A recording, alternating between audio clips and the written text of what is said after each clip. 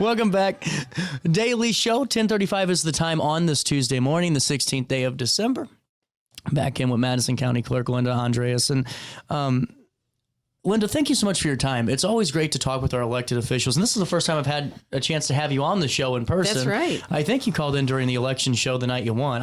It was such a long time ago now. Yeah. It seems like that was 10 years ago instead of, 4. Well, now that we're getting close, primary season's almost upon us. Well, I mean, it is now. March is going to be here before we know it. You're going to be running in a primary for your seat as county clerk. And, before we even talk about that, just take me through your experience being Madison County Clerk and just the experience you had and the joy that the job has brought to you, if it has. I'd be glad to do that. So first of all, I was never a political person. And I say that lightly because I guess in a way everybody's kind of a political person. Mm-hmm. There's different ways of interpreting that. But when I ran, I was retired. I came out of a nursing and education background. I was ready to kick back and relax. But, things were pretty exciting there for a while after that 2020 election. People were saying they weren't going to vote. There was just a lot of things going on. People were talking about fraud everywhere. And someone had asked me if I would run after an event that I put on. And I was like, I don't know. And my husband was like, maybe you should. So I thought, well, it won't hurt, right? Yeah. So I did. I ran. Of course, I won. But things aren't always what they appear to be. So the people who wanted me to run, of course, people have perceptions that there's certain things happening all the time, and without actually getting the information. And sometimes you don't know how to get the information. Mm-hmm. And sometimes you just depend that everybody else will get the information. So when I came into that office, one of the big thing that I ran on was that if there was something wrong going on in Madison County, that it was time to put fresh eyes in there. Debbie was a nice person, my predecessor. She did a really good job. Everybody in the office loved her. But I think it was like a pendulum swing, kind of was time for the other swing the other way. And it was like, and I wanted to assure people that let's just put fresh eyes in there. Mm-hmm. And if there's something going on in there, we'll fix it. Mm-hmm. If there's not, then we'll just make things better. But it was time for a change. I think Debbie was in there probably maybe 18 years. Mm-hmm. Yeah, she was in there a long time. Right. Well, and when you go in there and you tell people that, it's a new fresh set of eyes if something's wrong, was there? When you get into office, what did you see and what did you take away from? So let me add that, everybody's super nervous about me coming in. They're like, oh my God, I bet. Yeah. What's she going to do? And people worried about their jobs. And I'm thinking, oh my God, I'm surrounded by, sharks. And, okay, oh my God, they're going to eat my liver. And I was like, oh my God. And it really only took a short time to realize that we're all people. Yeah. And everybody got to be genuine with each other. And there was a couple little things that, that was still kind of hung on. I think there was some upset that maybe their predecessor wasn't there, but, and that's to be expected. That just happens with people, it's hard, but it didn't take that long. And one of the first things I did though, was I looked at, because I was told that there was something going on. So I thought, well, that should be the first thing I take a look at. And it really wasn't about elections. It was about tax stuff. Because there was campaign, and this has really been troublesome for me. And maybe I should say it, maybe I shouldn't. I don't know. But the county clerk has absolutely nothing to do with taxes. Yeah. If there was a way, the only way that it could impact taxes was through the levies, which come through our office. All the districts every year, they request a certain amount for their budget. They always ask for more, just like a kid goes to their mom and dad, I'd like $100. Well, you're only going to get 10. Right. So you can ask for as much, and you're, there's certain legal limitations where if you ask for a certain amount over what you're supposed to get, you have to take it up for hearing.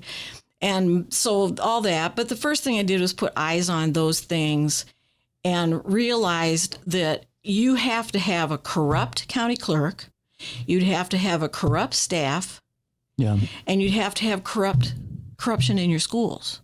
Yeah. You'd have to have it all across the board. Coordinated too, kind of. Coordinated. Yeah. That would be a particular and a rare instance. And I can tell you without a shadow of a doubt, there is nothing going on in Madison County. Mm-hmm. Not from where I see.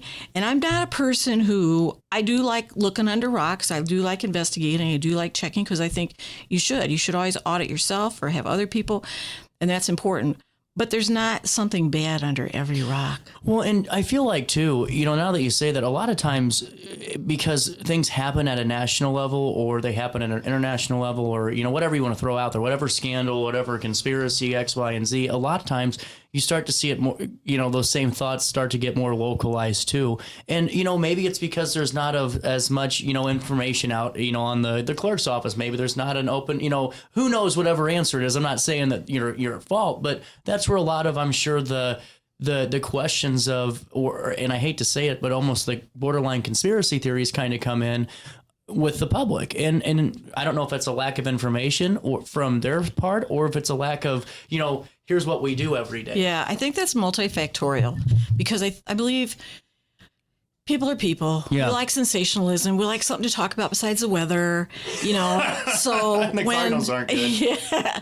And so when something comes out on the news, and now you got social media, just wild, not, some things are stretched, some things are totally untrue, and people don't have time or won't take time to learn or educate themselves. So one of the things that I did want to do when I came in was educate the public. Yeah.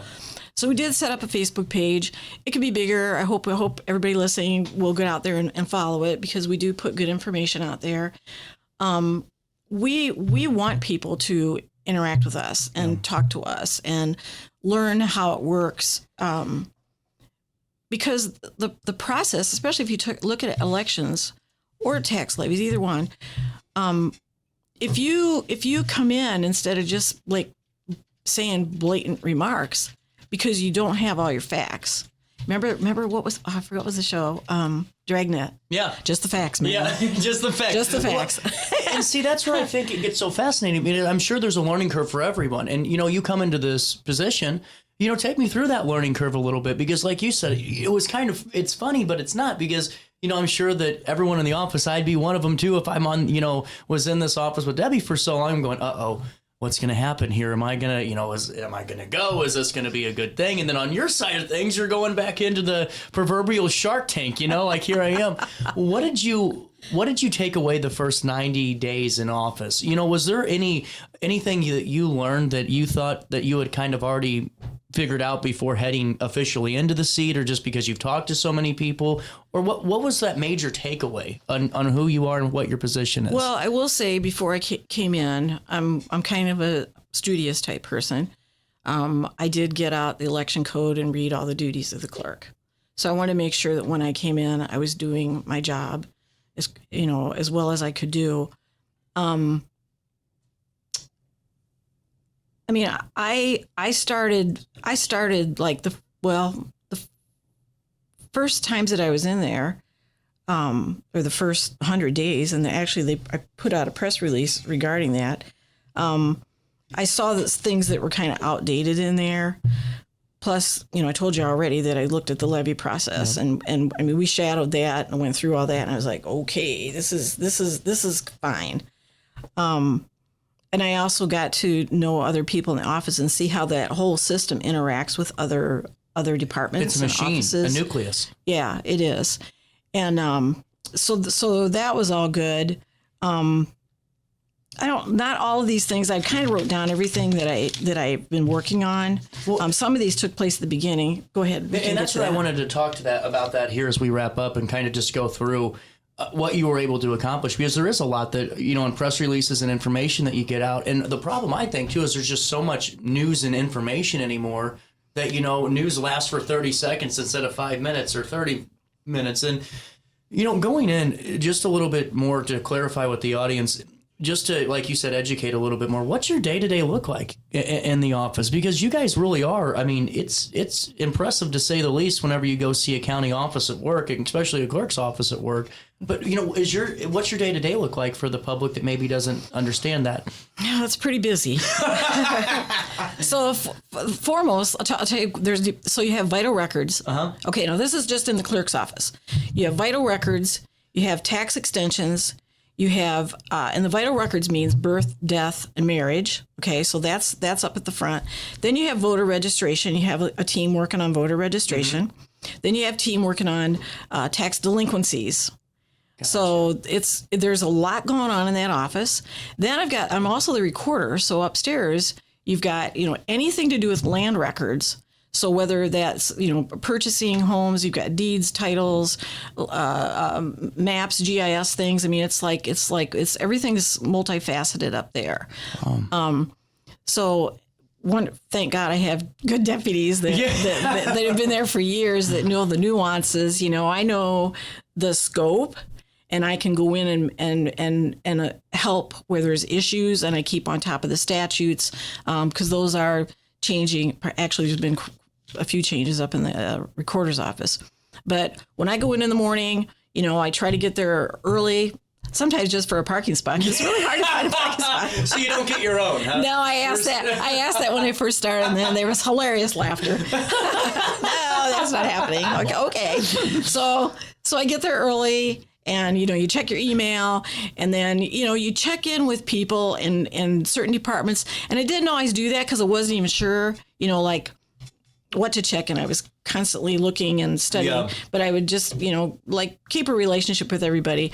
But that has really turned into a huge cohesive group now. Really, really teams that all play together very well. It needs to be, you know, and especially because of how large of a county Madison County is. Right. And, I think people don't take it for that, don't take that in consideration, that it is a fairly large county. And in terms of the state, how large it's we're like number 7. That's what I thought. It was one of the largest. Yeah. Well, and, before we take a break, there's 2 questions I have, and we'll come back and talk about your accomplishments and other things in office.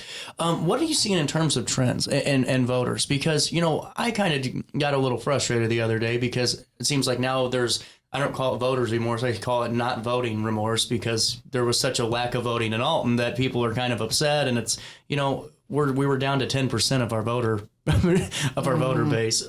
Are you seeing that across the county in terms of turnout? Are you seeing more turnout countywide just from the office? Because, just because I know that's, part of the office's functions. Are you seeing anything like that? Statistically, the numbers are growing. Are they? That's good to know. Yeah. And we see more early voting, and I think people are appreciating that. You've got 40 days to vote. Right. There's not really an excuse. And you have vote by mail. And you have vote by mail. So a lot of times it depends on the election, and because people don't understand like the consolidated is huge election, and people they tend to just let other people take care of it.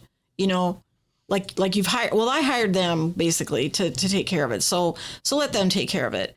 But they don't realize they are the ones that need to be, involved. Yeah, 100%. But that's growing too, though. Is it? I think it is. I think people are, especially since the 2020 election really woke people up, and I see more people vesting themselves and getting interested, and even just our election judges. I mean, we still need election judges. We're always looking for more, but they've gotten more involved. So I think, if you look at statistically at our number, and actually if you go out to our website, you can see if you haven't done it, you can go out there and look at all the stats for the different elections and the different races. And some races, people are passionate about, and that brings them out. The knowledge base does need to grow. The education. One of the forthcoming things, and I know we're going to do this in the next section, but I'm working on a coloring book that'll go into the schools. I have a couple of people want to help with it. They're teachers, they're retired people, and they learn so much in school, but not enough of their local government. Yeah. I did start a program a couple of years ago, student ambassador program. It's kind of been on hold this year because of our big conversion stuff, but that's a high school program. That's interesting. To get them really involved. one school in particular had 15 kids involved in it a couple years ago, and they were really fun. It was good. Well, when we come back, I want to talk about, more of what you've been able to accomplish in office. Sure. We'll talk a little bit more just about the position itself, and then have some more fun on a Tuesday morning. You guys stay there. It's the 16th day of December. We'll stay there here on Roku TV, RiverBender.com. It's our daily show. Back next. Throughout all life stages, you need someone in your corner, guiding you on your health and wellness journey. At OSF Healthcare, that's your primary care provider. Your OSF primary care provider is there for every stage of life. Find a provider today at osfhealthcare.org/primary. Not sure if you've noticed, but those advertised prices from the other dealers are just a bunch of blah, blah, blah. At Roberts Motors, the advertised price is the price you pay. And that, my friend, is great news for you. Don't fall for their so-called incentives that will leave you banging your head against the wall. Go with Roberts Motors. Prices you can trust and people you will like. That's the Roberts Motors way. And trust me, it's the way to go. Has free checking become a thing of the past? Not if Liberty has anything to say about it. With 3 free personal checking options and even a free business checking account, free is alive and well at Liberty Bank, the local bank that gives you free checking choices and more cashing in your pocket. Bank locally, bank Liberty. For more information, visit www.bankliberty.com.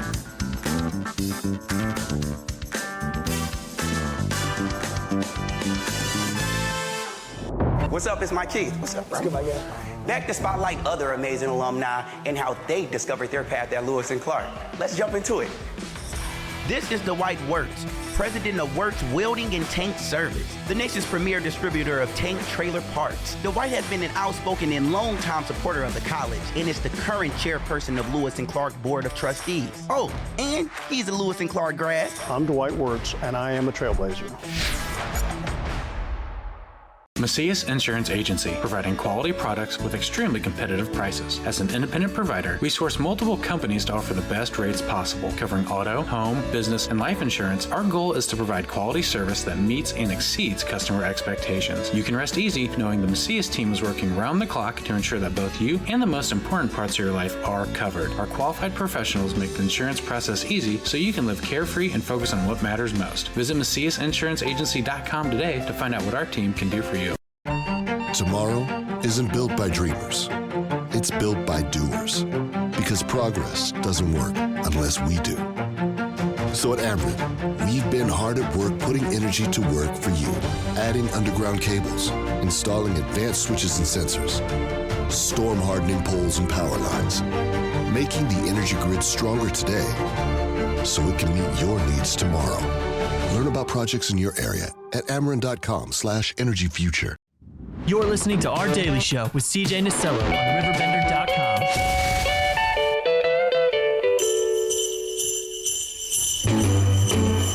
Jingle bell, jingle bell, jingle bell rock. Jingle bells swing and jingle bells ring. Snowing and blowing up bushels of fun. Now the jingle hop has begun. Jingle bell, jingle bell, jingle bell rock. Welcome back, Daily Show, 10:55. That's the time on this Tuesday. Back with Madison County Clerk Linda Andreas. Am I saying this right? Your last name, is it? Yeah.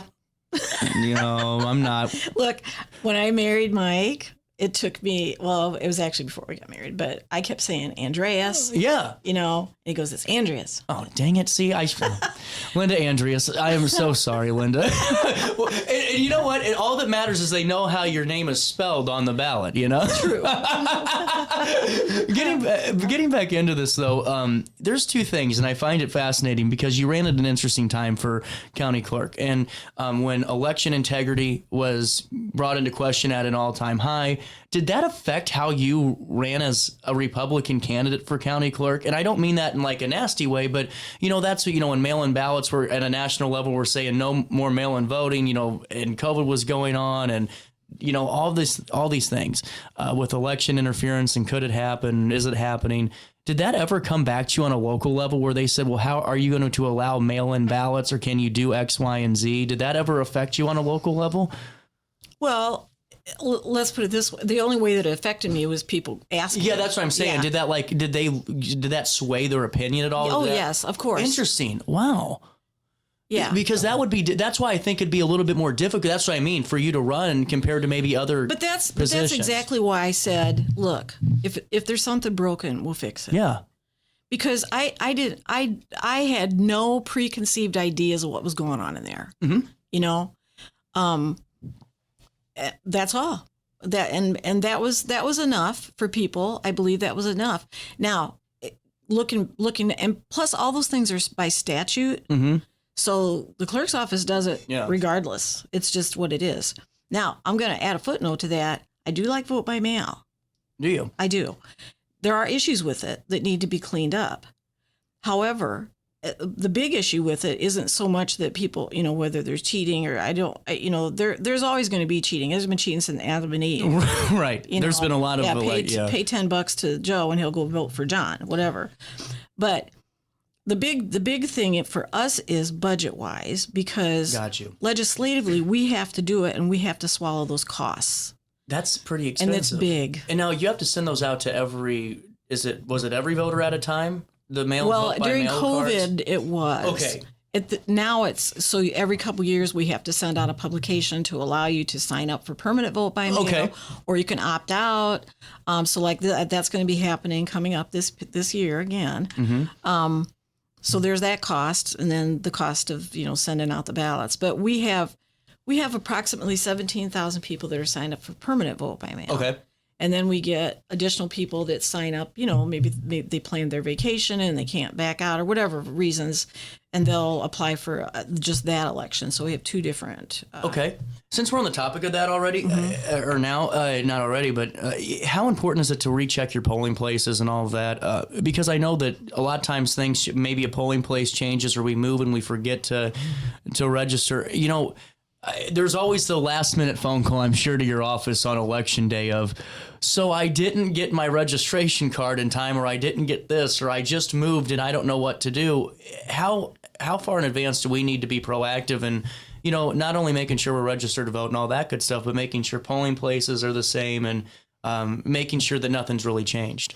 If you change your registration, so, anytime prior, enough time for us to mail it to you, you move, change location, especially in Madison County, you notify our office and we'll get a new card out to you and it'll have your polling place on it. The other portion of it is if you go out to our website, there's a place for voters to go out and check.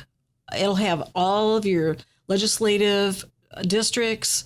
It'll have everything about you and your polling place. Mm-hmm. So anybody can access that. And I'm probably going to do like a little video and put that out on our Facebook page to show people where that is and how it is, because it's so easy to access once you do it. And just figure it out, find out that information, not necessarily, but find out that resource. Yeah, so it's at least dual fold there. Well, and then two other election day related questions. On major elections, is this a pretty wild day for your office and election day itself? Does it matter if it's a major election or a consolidated? And then what does that reporting look like? Do you report any numbers back to specific candidates and their managers or anything like that? Or is it just all from the website that you put that information on for them to observe? It's just on the website. Okay, interesting. Yeah. Now we have to certify those elections once. So there's random testing on all of our voting equipment and ballots go through a second time, and those random places are chosen randomly by the State Board of Elections. So there's some protocols that have to be followed after election.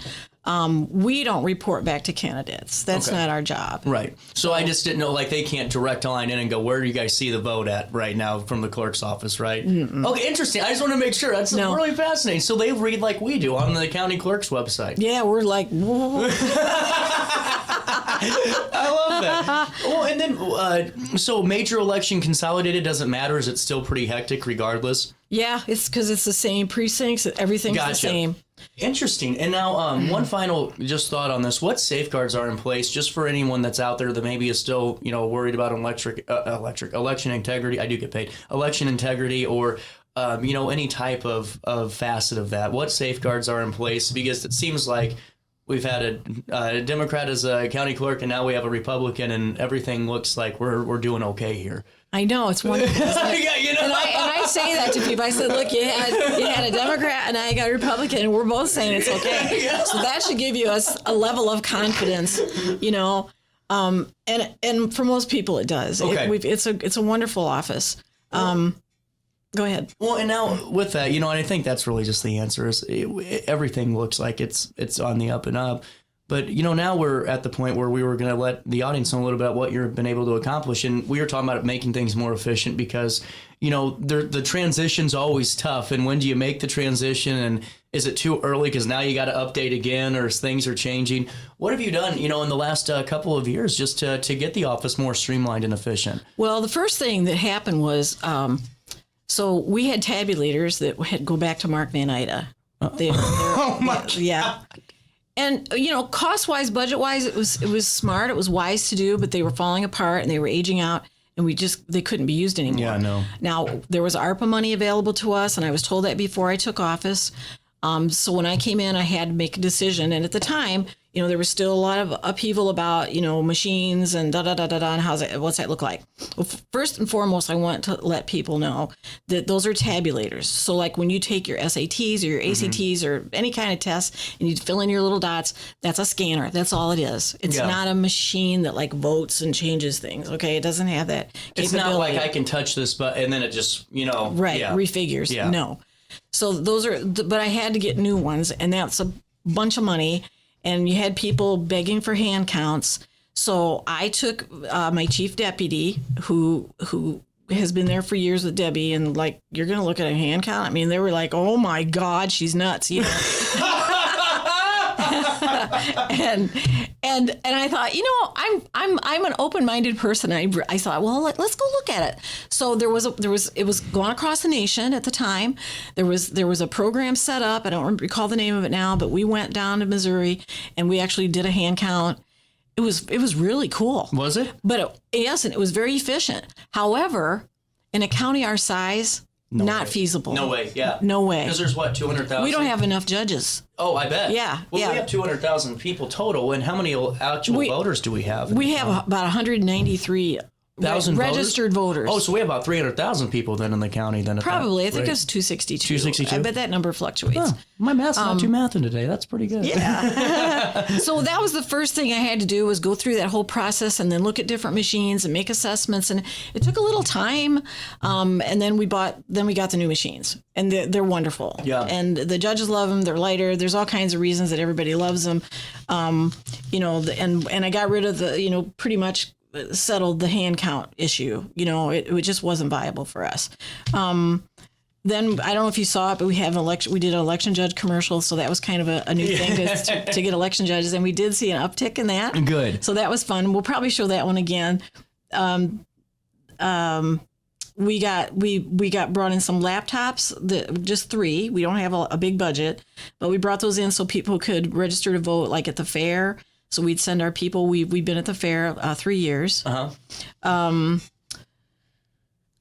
Let's see. Go ahead. What's surprising? You said you don't have a big budget for your office. That's kind of interesting because you have such a massive function. Is it just because of everything's the way it is and everything's working pretty good? Is that a budget by choice? Well, no. So the way our budget works and the way everybody should work is just what comes in goes out, pretty much. Gotcha. I get what you're saying. That's what I was making sure, because whenever I heard that, I'm like, whoa, that's interesting, Yeah, really we don't cool. have any, but in our election judge book needed revision. It was old. It was hard to read. We completely revised that and put table of contents in, tabs. It sounds like simple things, but it was huge to our election judges. They really loved it. Well, they have a tough job. I mean, it's a long day, and well, it's a long day, and if you've done it every year, you probably remember. But when you do it once a year or even twice a year, you tend to forget. Like, oh, how do I do that again? Right. So this is step by step, and we're still working on that. There's gonna be some. We're moving towards some videos for election judges too. That's cool. Yeah. Well, I like that a lot. Yeah. And now, is there more when it comes to that one, just making it more efficient? And because there's still a need for election judges also? There's always a need for election judges. How can we volunteer and become one? Well, you can sign up on the website, or you can call our office. Either one. We'll get you started. Yeah. You know, and Linda, we've been talking for 30 minutes now. And what are you most proud of, so far? Because the primary is in March, even though you're going to enjoy Christmas, I mean, you're right into the thick of this now. Yeah. As you head into this, what are you most proud of? And then what would you like the public to know most? Not just about you running for county clerk. We know that, but just about Linda and Linda as clerk, these last 4 years and potentially for the next 4. So the thing that I am most proud of is that I've gone in, I've assessed, and I've brought changes that benefit the county. And I love going to work because the team in there is just incredible. They're just wonderful human beings. They really are.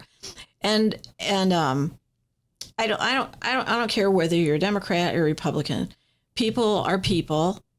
They appreciate when they're respected and, listened to.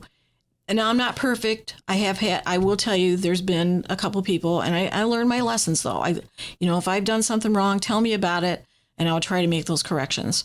But on the whole, the big picture, we got a great team. We're moving forward, doing things. We're bringing in a new program, a Text My Gov, that starts. We just signed the contract. You're going to be able to text for judges. You'll see it. It's coming out in January. You'll see the widget on our website so people can start getting, because we all text. Yeah. And it's just easier. You can just look and see. So there'll be election updates. There'll be all kinds of things. We hope that the public, everybody signs on. We're covering the cost. There's no cost to any individual. And you'll get all this information from both our recorder's office and the clerk's office. It'll be beneficial. Thank you so much for your time today. This has been great. And I would love to have you back as we get closer to March 17th, correct? Yes. And then, okay, final question for CJ now. How long does it take to get the initial votes in on election night? Whenever we're all waiting at like 7:15 or like 7:30 for those initial tabulations to come in, how long does it take for you guys to get that first amount of data from a consolidated election? The first numbers popping up on the ENR? Yeah, how long does it take? It depends on the judges, but it shouldn't take too long. I mean, they've got some processes that they have to fulfill, and then they hit that button when the ribbon comes out with all the votes on it.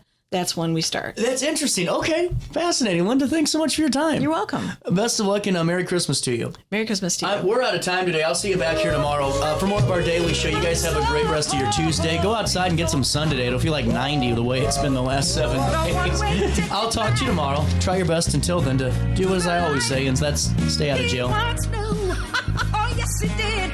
He said it would.